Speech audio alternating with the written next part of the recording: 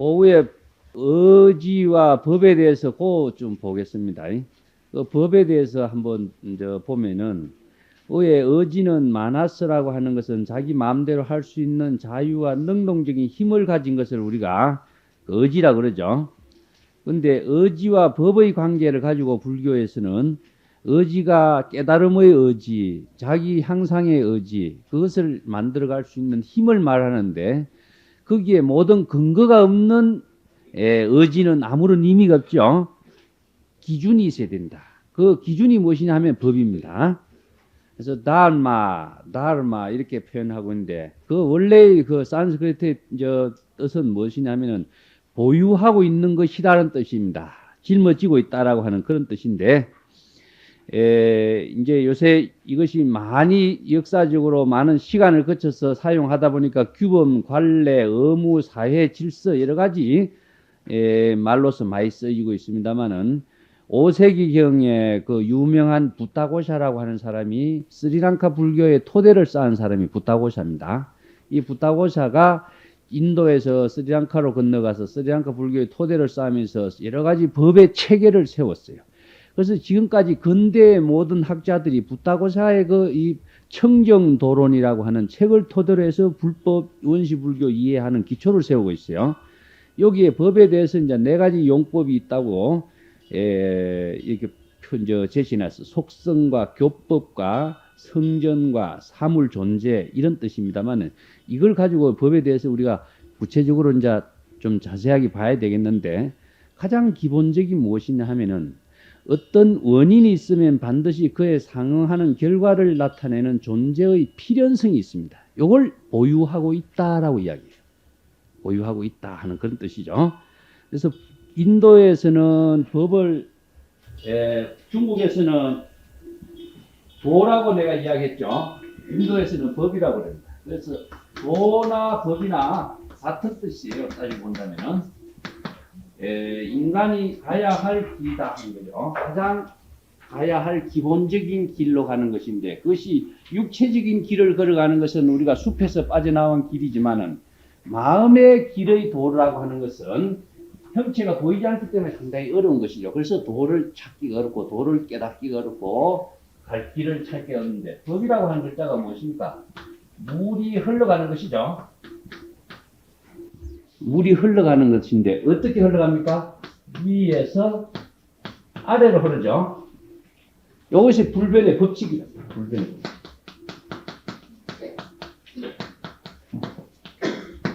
이게 이제 필연성이라고 합니다. 필연성. 이와 마찬가지로 법이라고 하는 것은 존재의 속성을 보유하고 있는 필연성을 갖고 있다. 어떤 보유냐 하면요.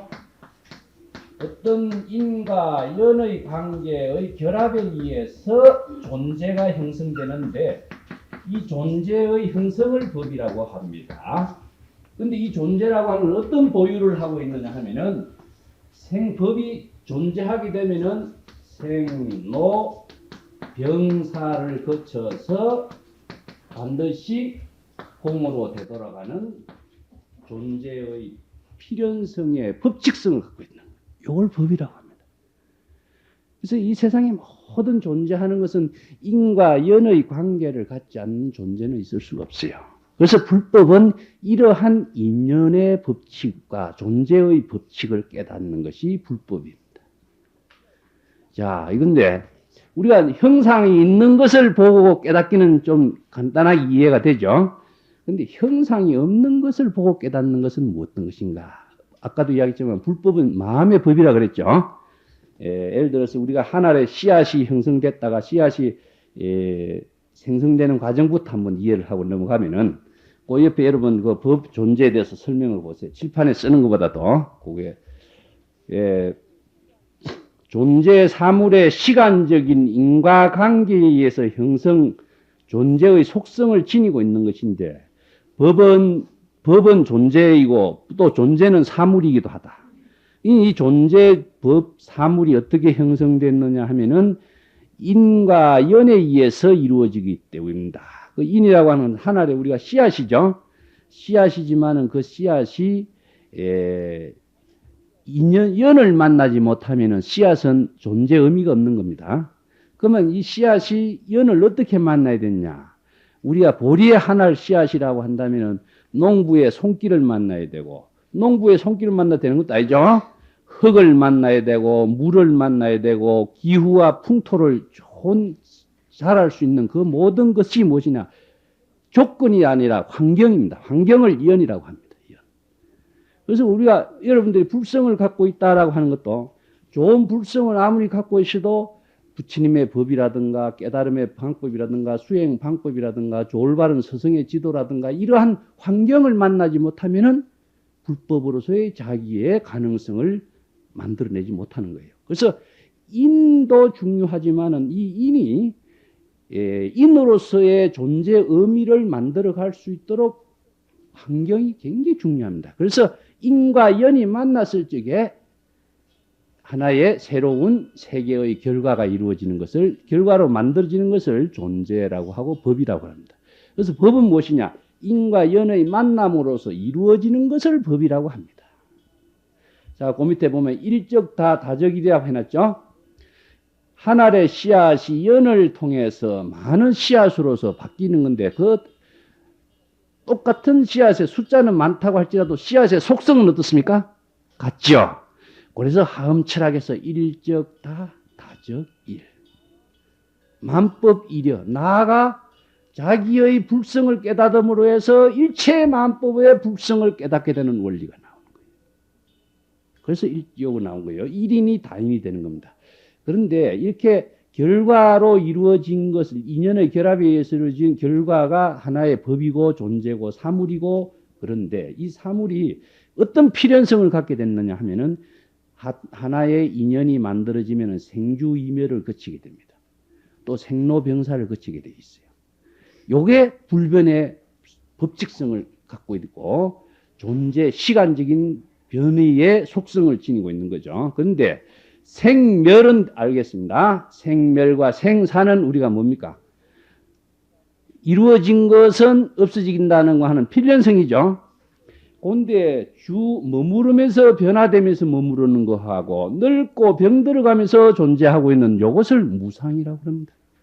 생로병사 전체가 무상이지만 요것을 무상이라고 그래요. 그래서 무상을 거쳐서 죽고 없어지게 된다면 본래의 상태로 되돌아가는 것을 공이라고 그래요. 그래서 대승불교는 일체 개공이라고 하는 불교 철학과 사상이 이루어지는 겁니다. 이런 법칙성에서 무아설이 나오고 일체 개공이 나오는 겁니다. 재행이 무상이요 제법이 무하고 다 여기에 법의 인과법에 의해서 이루어진 겁니다. 근데 무상도 두 가지가 있어요. 첫 번째 그 밑에 보면 괴멸무상과 염려무상이 있는데, 형체가 있는 것, 눈으로서 우리가 형체 사물을 볼 수 있는 것은 무엇이냐? 책상이라든가 있던 모든 씨앗이라든가 존재는 괴멸무상입니다. 형체가 형성되었다가 없어지는 거죠. 근데 형체가 없는 것은 무엇이냐? 염려무상이라고 해요. 이것은 어떤 것이냐? 불법에서 가장 문제로 삼고 있는 것은 이 염려무상입니다. 마음 속에 일어났던 하나의 번뇌가, 찰나찰나에 일어났던 번뇌가 형성되는 것을 법이라고 그러고, 찰나찰나에 형성됐던 법이 없어지는 것이 그것도 법입니다. 그래서 여러분들이 그 밑에는 했지만 가장 어려운 것은 형체가 없는 것을 무상을 자각하는 것입니다. 그래서 여러분 불교에서 그 밑에 그 윤회 문제에서 나타났으면 생사윤회라든가 생사고해란 말 써놨죠. 생사를 초월한다든가 생사를 해탈한다든가 이런 말을 선에서는 많이 이야기하고 있는데, 생사를 해탈한다는 것은 과연 어떤 것이냐 하는 거죠. 의회 생로병사 생주이멸 해놨는데, 생사를 벗어나는 것은 육체적인 태어남과 육체적인 죽음을 우리가 생사자유자재할 수 있는 것을 말하는 겁니까?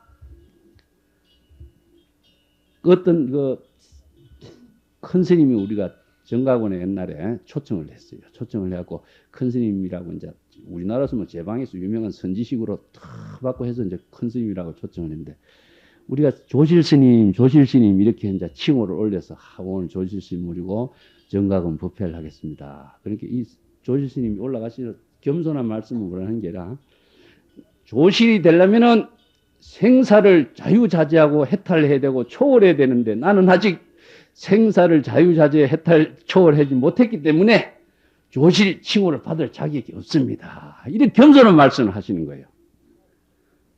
야, 여러분 이 말을 듣는 순간 어떤 생각이 듭니까?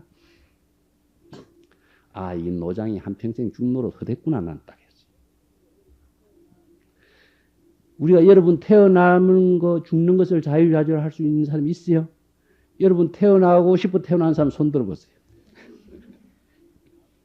그러면 죽을 때 자유 죽느냐? 자선이 같은 데 보면은 이탈 자망이란 말이 있죠. 서서 죽고 앉아 죽고 하는 자유자재하는 그것을 갖고 착각하고 있는 겁니다. 여기서 생사자유라고 하는 것은 생사해탈이라는 것은 뭐냐? 마음속에 일어났던 번뇌를 생이라고 하고 마음속에 일어났던 번뇌가 없어진 것을 사라 그럽니다. 그러면 생사해탈은 뭡니까?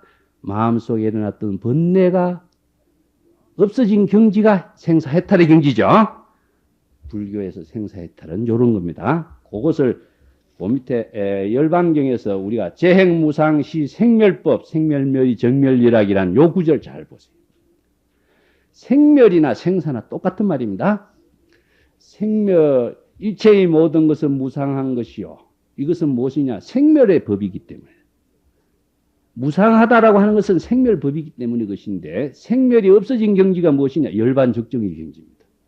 깨달음의 경지에서는 생멸이 없습니다. 본래심의 경지에서는 뭡니까? 선과 악이나 범부와 성인이나 생과 사나 차별이 없죠. 그 경지를 생사해탈의 경지라고 그래요. 그래서 요 생로병사의 모든 법을 깨닫는다라고 하는 것은 존재의 본질과 속성을 우리가 파악하고 자기의 마음속에서 일체의 생로병사 차별 분별심을 초월하는 그 경지를 생사해탈의 경지를 체득했다. 그런 이야기입니다. 그래서 육조 해능액계 맨 처음에 찾아갔던 영가 형각선상회가 생사사대요. 생사가 이렇게 참 지대한 일이고 무상신속한 일인데 그 문제를 어떻게 생각하십니까? 이렇게 질문하니까 생사사대의 그 중요한 것을 인식하는 것이 보다도 생사가 없는 그 경지를 깨닫는 것이 더 중요하다. 그래서 한 그 소리를 깨닫고 하루 저녁 누자고 갔다가서 일숙각이라 그러죠. 그러니까 생사 그 문제를 해결하기보다도 생사가 없는 그 경지를 체득하는 것이 중요합니다. 그것은 북종선과 남종선의 차이가 무엇이냐? 북종선은 거울에 먼지가 낀 것을 털어버리려고 수행하는 것이 문제가 중심이 되고 있어요. 일어났던 번뇌를 털어버리려고 수행하고 일어났던 번뇌를 없애려고 수행한다. 근데 남종선에서는 무엇이냐? 일어나지 않는 본래 청정한 그 불성을 깨닫는 것을 수행으로 삼고 있습니다. 그래서 도노라 그래요. 병이 난 것을 치료하기보다도 병이 안 난 상태를 유지하는 것이 중요하죠. 그래서 북종선의 수행과 남종선의 수행의 방법이 그래서 다른 겁니다. 똑같은 좌선과 선수행을 하더라도 사상이 이렇게 다르면 수행 방법이 달라지는 겁니다. 자, 그 밑에 생사 자유 문제를 여러분들이 잘못 파악한다면 평생 생사 자유 해탈하는 방법 모르면은 생사 자유 해탈할 수가 없죠. 그 밑에 우파니사트와 유태교에서 이야기하고 있는 그 신관의 차이점을 조금 내가 조금 설명했어요. 불교에서는 의지와 법이라고 하는 개념으로 인간과 자연의 특질을 규정하고 있는 것은 무엇을 의미하는가? 브라만교의 우파니사트의 철학에서 주장하고 있는 것처럼 우주적인 영혼을 브라만이라고 하고 우리 각자의 개체적인 영혼을 그것을 아트만이라고 하는데 이러한 브라만과 아트만과의 관계가 종속적인 입장을 주장하는 데 비해서 불교에서는 인간 중심적인 종교 철학 사상으로 전개해서 각자 깨달음의 종교를 전개하도록. 그러니까 브라만이라고 하는 어떤 신의 존재의 그 어떤 설정을 무시하는 거죠. 거기에서 그저 유태교하고 우파니사트의 철학의 그 차이점이 무엇인가를 조금 설명을 해놨어요. 우파니사트에서는 최초의 브라만밖에 없었다. 이 우주에는. 그래서 브라만이 우주 최고의 원리다. 일체 만물이 브라만에서부터 나오게 됐다. 그렇기 때문에 최고의 신인 브라만이 전변해서 분신으로 되어서 이 우주의 모든 존재가 형성되었다. 이렇게 된 거죠. 그래서 브라만과 이 우주의 모든 개체적인 영혼과는 본래 속성은 하나인 것이다 하는 겁니다. 그래서 우리가 왜 그러면은 우리가 개인적으로 괴로움을 받고 있는가 하는 것은 본래 브라만의 그 상태와 분리됐기 때문에 괴로움을 느끼게 되는 것이다. 브라만과 본래 하나라고 하는 그 사실을 깨닫게 됨으로 해서 윤회를 벗어나고 괴로움을 벗어나게 된다. 그래서 버마이려의 사상과 실천을 강조하게 되면서 브라만 사상이 이루어진 거죠. 그런데 유태교 신에서는 어떻게 했느냐면 인간의 일체의 모든 존재를 창조하고 인간이 신을 숭배할 수 있을 뿐 신이 될 수가 없죠. 가능한 것은 무엇이냐? 인간이 신에게 가까이 다가가려고 하는 건다. 리리존이라고 한 말이 그 말인데 책에도 써놨습니다만은 다시 한번 신에게의 재결합을 이루어 나가도록 노력하는 것이 뭐냐? 기도. 이것이 이제 유태교, 기독교, 일신교의 정신입니다. 근데 여기에서 차이점이 무엇이냐면은 브라만과 아트만과의 관계는 본래 속성이 하나이기 때문에 아트만이 브라만으로 되돌아가는 것입니다. 되돌아가는 관계가 이루어지지만은 여기에서 유태교라든가 기독교의 신은 무엇이냐? 인간이 신이 될 수가 없어요. 신에 의해서 창조된 피조물이기 때문에 이 관계가 같은 신을 주장하면서도 종교 사상의 본질이 이렇게 다른 것을 이야기하고 있습니다. 자, 그 뒷장 넘어가면은 꽃을 보고 있는 그림 있죠? 그러면 우리가 모든 존재의 사물을 인식하면서 번뇌가 일어나고 번뇌를 극복하는 길은 무엇이냐 하는 겁니다. 거기에 그 오온과 인식의 구조라고 되어 있죠. 오온 가운데서 이제 색수상 행식인데 이것을 한문으로 해놓으니까 우리가 참 이해하기가 어려워. 가장 이해하기 어려운 글자가 무엇이냐면 행입니다. 행. 색수상 행식 가운데. 색은 무엇이냐? 일체의 모든 존재다. 볼 수 있죠. 그러면 이제 수는 무엇이냐면은 감수작용이라 받아들이는 작용인데 눈에서 화살표가 꽃에 갔다가 다시 화살표가 되돌아오는 것은 무엇이냐? 우리가 어떤 사물을 인식하게 됐을 적에 눈에서 빛의 파장이 나가게 되어 있습니다. 이 빛의 파장이 어떤 사물에 부딪혀서 다시 자기에게로 되돌아가는 작업을 감수작용이라고 그래요. 그래서 어떤 사물을 인식하는 과정이 무엇이냐? 아, 저것이 어떤 무엇인가라고 하는 것을 자기의 옛날에 기억되어진 경험에 의해서 축적되어진 체험적인 사실에 의해서 축적되어진 입력되어 있는 것을 불러일으키는 작업이 무엇이냐? 상입니다. 컴퓨터 하드웨어에 입력되어 있는 그 사실을 소프트웨어가 불러일으키는 작업을 하는 겁니다. 이걸 상이라고 그래요. 그러면 행은 무엇이냐? 삼스카라라고 하는 말은 참 어려운 말인데 입력된 그 작용을 불러일으키는 작용으로서 진행되어지는 사실을 행이라고 합니다. 무슨 말인지 알겠습니까? 예. 요게 식은 무엇이냐? 아, 저것은 꽃이다라고 하는 인식인데 감수하면서부터 저것이 무엇인가라고 하는 상상력을 불러일으키면서 그 불러일으키는 진행 과정을 행이라고 그러고 판단, 꽃이라고 하는 판단이 나기까지의 소프트웨어의 작용이 진행되는 그 사실을 행위라고 그래요. 그래서 일정한 방향으로 작용해 가는 면입니다. 정신적인 움직임과 의지에 판단해 가는 형성력을 행위라고 그래요.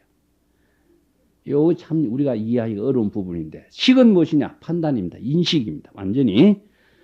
여기서 미주나나라고 하는데 이것은 무엇이냐면은 VI는 B는 무엇이냐? 분할하다, 쪼개다, 나누다 하는 뜻입니다.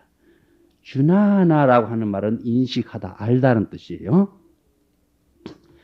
여기 지금 다른 그 페이지에 프린트물 중에 가운데 여러분 불성과 상에 대해서 해놨죠? 불성과 상에 대해서 있습니까? 예? 불성과 상, 심식에 대해서 나눈 게 프린트 있습니까? 예, 거기에 보면은 불성은 무엇이냐 하면은 전하나 뿌라주냐라고 하는 작용으로 하고 있고 식은 비전하나라고 그래놨죠? 산스크리트로. 그래서 식은 무엇이냐 하면은 유식을 우리가 식이라고 한다. 법상이라든가 유식이 식인데 이것은 우리가 대성불교에서 유식불교는 중생의 입장에서 모든 사물을 인식하고 네 가지 다섯 가지의 붓다의 지혜를 통해서 깨달음의 경지를 일구어 나가는 실천 체계를 제시한 것이 유식사상이라면은 불성사상은 무엇이냐? 근원적인 우리의 깨달음의 불성이기 때문에 법성, 불성 이것은 본질을 이야기하고 있습니다. 이 때문에 불성의 작용에는 뭐가 구족되어 있냐? 지혜가 구족되어 있어요. 그래서 부처의 입장에서 모든 사물을 볼 수 있는 지혜를 성이라고 합니다. 자, 그거 없으면 나중에 살펴보시고.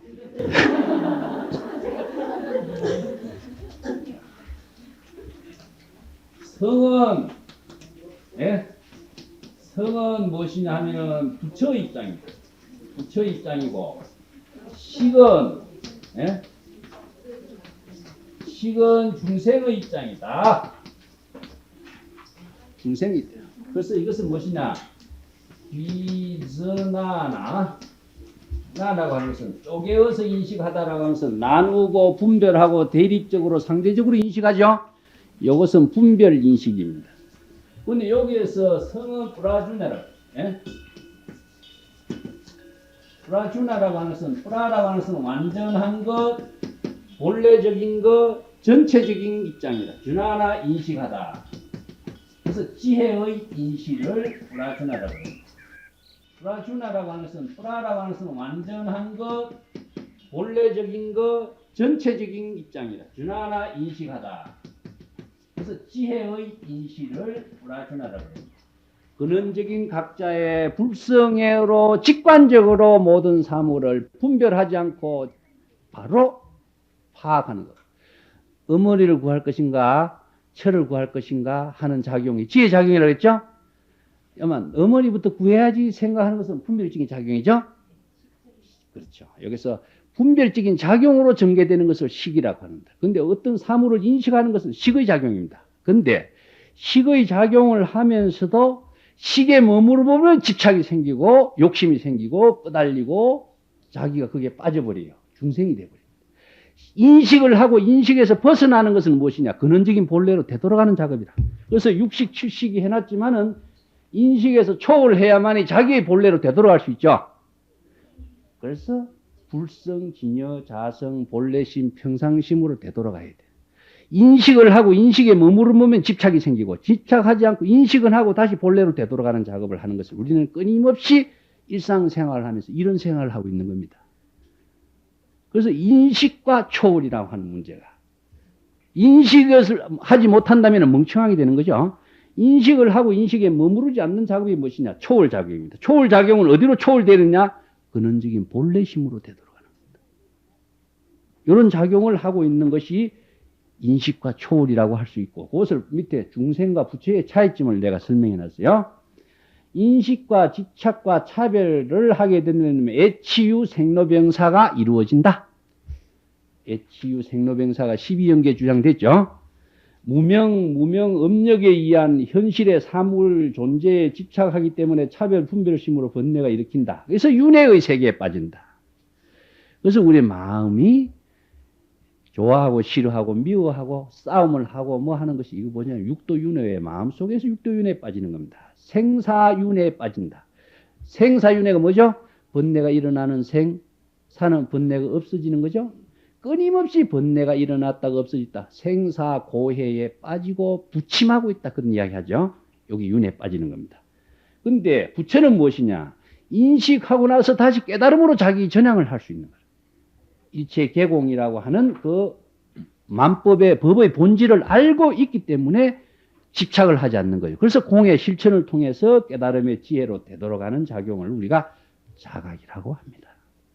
자, 뒷장 넘어가 봅시다. 뒷장 넘어가면 여기 이제 12연기 이야기 그림이 나오죠. 요게 무엇이냐 하면은 여러 가지 환경 인연이 모여서 중복됨이 인연합에 하여 마음에 움직이는 모양을 분명하게 자각하도록 하는 구조를 12연기라고 합니다.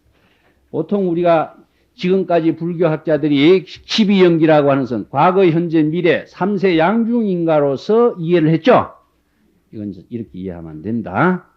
12연기라고 하는 것은 저 3세 양중인가로 인가하게 되면 어떤 문제가 생기느냐 하면요. 불교가 아니고 우파니사트가 되어버립니다. 예? 외도가 되어버려요. 과거, 현재, 미래 3세에 걸쳐서 불성이 윤회하게 되는 것이죠. 이 불성이 그러면은 아트만이 되어버립니다. 아트만은 영혼이죠. 영혼. 윤회의 우파니사트에서 윤회의 주체는 무엇이냐면 영혼입니다. 불교에서 윤회의 주체는 뭐죠? 예? 업입니다. 업은 어떻게 형성된다 그랬죠? 분별이 있습니다. 불교에서 윤회의 주체는 업이고 우파니사트에서 윤회의 주체는 영혼입니다. 그러면은 과거, 현재, 미래의 3세에 걸쳐서 영혼이 있는 것이 되버려 인정이 되죠. 그러면 불교는 외도가 되버려요. 그럼 불성하고 영혼하고 같으냐? 다릅니다. 어떻게 다른가? 꼭 알아야 됩니다. 일체 개공이라고 했어요. 불교에서는 모든 길, 일체의 모든 존재는 공한 것이다 그랬어요. 공한 것이다 했을 적에 불성도 이 안에 들어있습니다. 불성 또한 영 안에 들어있어요. 일체 개공의 범주밖에 존재하는 것은 없어. 일체의 모든 존재가 공의 세계에 있기 때문에 본질의 법의 본질이 공이기 때문에 공의 범주를 벗어나는 어떤 존재가 있을 수가 없어요. 그런데 우파니사트 공이라고 하는 그 속에 우파니사트는 무엇이냐? 영혼이 여기 따로 존재하는 거예요. 공하고 별거 관계가 없어요. 우파니사트에서는 영혼의 실체가 따로 있기 때문에 죽고 나서 끊임없이 윤회하는 그 되고. 근데 불교에서는 일체 개공의 범주 안에 불성이 있으면서 일체 개공이라고 하는 그 사실을 깨닫는 주체입니다. 그것을 나는 자각의 주체라고 합니다. 자각의 주체가 불성인 것이지 윤회의 실체인 영혼이 아닙니다. 근데 과거, 현재, 미래에 거쳐서 3세에 걸려 있다고 한다면은 영혼이 되어버려요. 영혼이. 공의 범주 안에 들어있기 때문에 불성이다. 불성은 무엇이냐? 자각의 주체다. 일체 만법을 인식하는 지혜고 인격의 주체고 지혜에 개발하는 주체일 뿐이지 일체 개공의 범주를 벗어나는 건 아닙니다. 이 때문에 과거, 현재, 미래 3세라고 하는 것을 인정해버린다면 영혼이 돼버려요. 불성이. 그렇죠? 불성이 아닙니다. 이 때문에 그러면 여기에서 12연계를 다시 봐야 돼요. 자, 이게 A, B, C, D 네 가지 군을 나누어서 제가 보고 있는데 A는 무엇이냐? 우리가 진리에 대해서 일체 개공이라고 하는 그러한 진실을 깨닫지 못했을 적에는 어떻게 되느냐? 깨닫지 못했기 때문에 깨닫지 못한 그 무명의 업력의 진행을 행위라고 합니다. 여기서. 무명에 의한 업력의 진행을 행으로 진행되어 가지고 그러한 진행의 사실로서 어떤 사물을 마음을 가지고 어떤 사물을 보게 되죠. 보게 되면서 사물에 대한 오온처럼 빛의 감수작용처럼 감수하고 6가지 안입이 설신이 6가지 감각기관을 통해서 어떤 사물을 인식하게 되고 접촉을 하게 됩니다. 접촉을 하다 보니까 무명에 끄달린 인식으로서 전개되기 때문에 세 번째 군에 가보면은 좋아하는 애욕이 생기고 애욕이 생기니까 집착이 생기고 집착이 생기니까 자기의 소유를 하고 싶은 생각이 생겨버려요. 이 소유가 무엇이냐? 번뇌를 일으키는 것이 생이 되는 겁니다. 번뇌가 일어나고 번뇌가 없어지는 것. 이것이 생사입니다. 그러다 보니까 생사, 생로, 병사, 우비, 고뇌, 고행이 고가 생기는 거예요. 순간적인 찰나에서 번뇌가 일어나고 있는 그러한 사실을 12인연으로서 분석해 놓은 겁니다. 그런데 과거, 현재, 미래를 본다면 이거는 우빠니사트예요. 그래서 우리가 괴로움을 느끼는 고를 느끼고 괴로움의 번뇌가 일어나는 그 존재, 법의 실태, 그것을 우리가 12연기의 법칙이라고 이렇게 이야기하는 겁니다. 인식을, 법을 잘못 이해하면은 과거, 현재, 미래 3세에 걸쳐서 우파니사트 윤회설이 되고 불교인들이 불교의 정신을 바로 알지 못하고 생사해탈하는 법을 바로 알지 못하고 또 법의 존재의 속성인 인과 연의 법칙에 의해서 이루어지고 있는 그 사실의 본질성도 바로 알지 못하고 그럼 우리가 불교인으로서 그럼 무슨 불법을 깨닫느냐? 무슨 불법을 수행하고 무슨 불법을 깨닫고 무슨 불법을 수행하기 위해서 우리가 이렇게 살고 있는가 그 자체를 스스로 자각하지 못하고 사는 수행자가 되죠. 그래서 여러분들이 인연의 법, 요 사실을 정말 잘 알아야 된다 하는 겁니다. 그 사실을 우리가 배우기 위해서 여러분들이 이 자리에 모여 있고 그 사실을 우리가 자기의 깨달음으로 만들어 나가기 위해서 수행을 한다라고 생각하셔야 돼요. 자, 요 정도로 하고